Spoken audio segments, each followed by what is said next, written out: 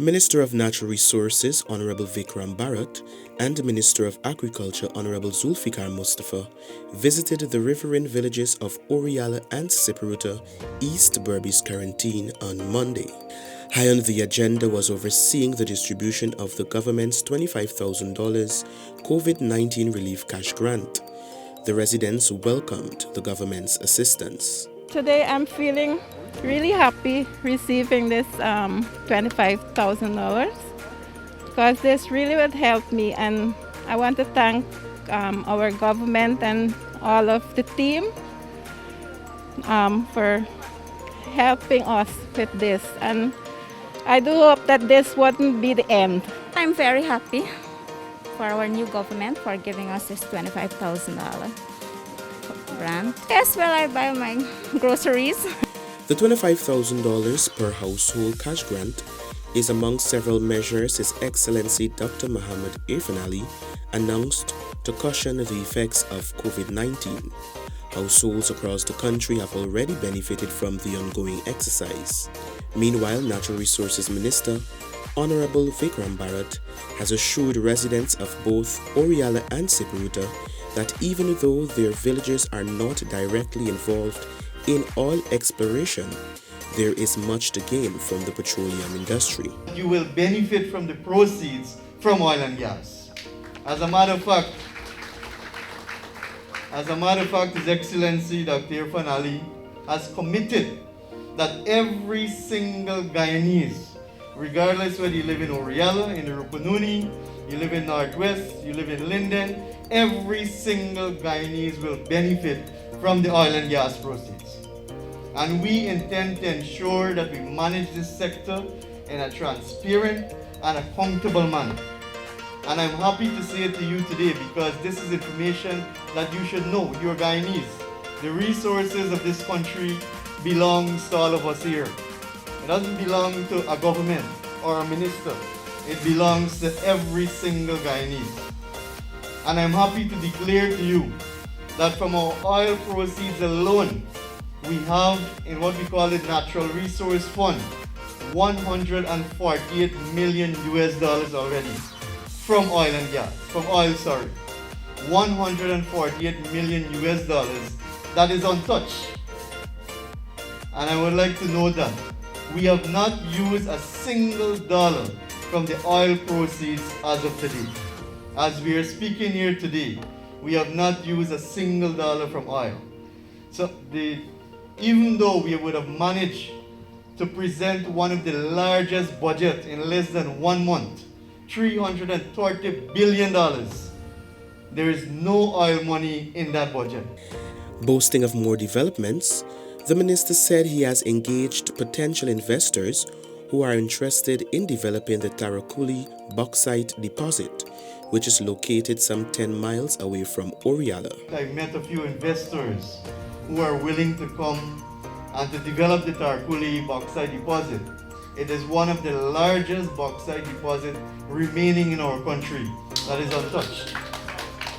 And from the studies that would have been done and information that I've received, the bauxite is of a very high quality. So the interest is there from investors to come and to do mining in this area.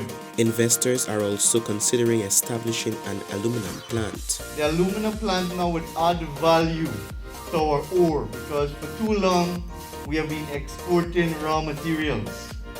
We haven't been exporting value-added products. And you would know that when you export value-added products, you earn maybe 10 times more than when you export the logs or the raw material. Meanwhile, Minister Mustafa reiterated government's commitment to materializing all the promises made in its manifesto. We have reversed the harsh measures that were implemented by the previous government. You all remember the first task, or one of the first things that the previous government did was to dismiss 1,762 young Armenian persons across the country, the CSOs. You all remember that? They dismissed it, and those money came out of the village economy. I believe $40,000 as a stipend. Those people were receiving. What we are doing, we are re-implementing that program. And that money will once again be in the village economy. That will help contribute to the development of the village economy. And that will help contribute to employment of young people. He said the Ministry of Agriculture is concerned about the lives of all, especially those in the fields, and will implement measures that will make their lives easier. Things like agriculture inputs, mining inputs, those things we have removed the VAT on it, so you don't have to pay 40% VAT on those things anymore. The Agriculture Minister also assured residents that his ministry will assist the communities to improve the quality and quantity of their produce.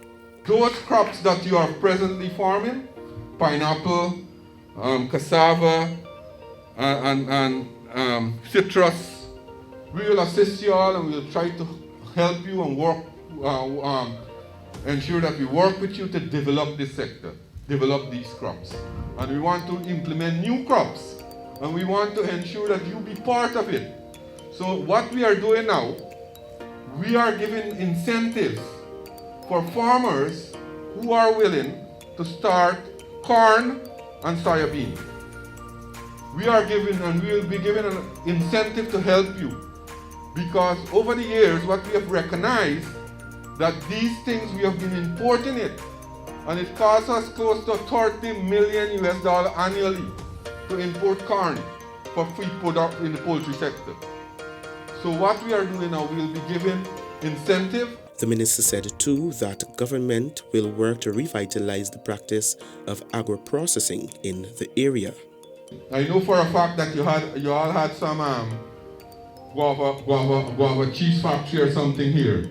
If it's not working, I want to work along with you, work along back again with the village community, and bring back this piece of equipment and bring back this part of factory back into operation, so that the community can once again get a viable and economic activity going on. Residents were given the opportunity to make requests and raise concerns. I have about a hectare of land that is open to accommodate these animals because they have to eat, right? And grass is the most important thing, that's what they eat, vegetation. So we're facing a problem right now with the space, but that's not the problem. And the main problem is that we have to wire these places. That big animal, you have to keep it away from people. So I made a pasture, a makeshift one, because it's only a year ago I acquired him. But he has been some years inside. So I'm asking from the ministry if it's possible to lend us a hand in getting some wires, because we can produce the things, so we can open bigger land, so we can become self-sufficient in milk and beef in Orealla. So you can get a post here. So I will make that available to you. We want duty-free machinery and vehicle to do our farming more larger and be more easier on our people in Orealla.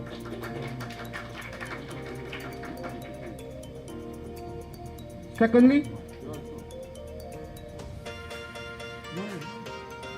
I am asking on behalf of Orealla and Siparuta for a plot of land located at the Springlands market area where we could take our produce and get a better price for it. So when we go out there, we won't have to like sell out for a cheap price and try to catch the boat to come back home. We could go by the hostel and stay for a couple nights, and we could take our time and get our produce sold for a better price. In terms of the land or the other issues that were raised, there are requests that we will have to look at. We cannot say offhand that yes, we can put the land there or give you the land there. It is something that we can look at and of course provide a feedback, because we are not in the habit of coming and make empty promises. You know, we come in front of a gathering and we say, oh, we'll give you the land tomorrow morning, and then you don't see us back for the next year. Right? So we are not in the habit or the business of doing that. We will look into it and we can provide a feedback as to how we move forward.